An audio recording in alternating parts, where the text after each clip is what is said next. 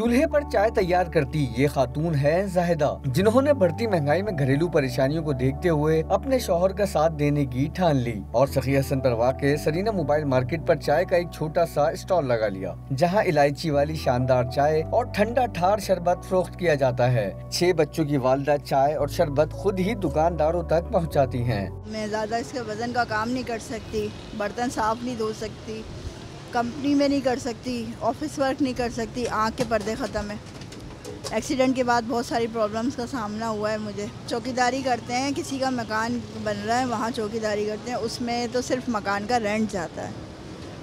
6 बच्चे हैं माशाल्लाह। दुकानदार चाय के जायके की तारीफ करने के साथ साथ खातून की हिम्मत और हौसले के भी मुअत्तरिफ हैं। पहले ये आती थी कहीं से लेके आती थी चाय, तो सप्लाई करती थी, फिर अब माशाल्लाह से यहाँ पे ये प्रॉपर यहीं पे होती हैं और काफ़ी मेहनत करती हैं। अभी तो ठंडा वगैरह भी इन्होंने रख लिया साथ में, गोलगप्पे भी कभी कभी खिला देती हैं हमें।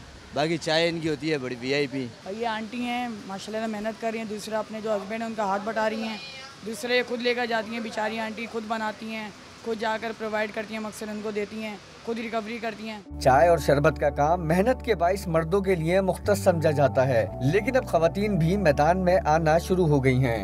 महंगाई के इस दौर में गरीब के लिए घर चलाना मुश्किल हो गया है, जिसे देखते हुए इस बाहिम्मत खातून ने अपने शौहर का साथ देकर एक बेहतरीन मिसाल कायम कर दी है।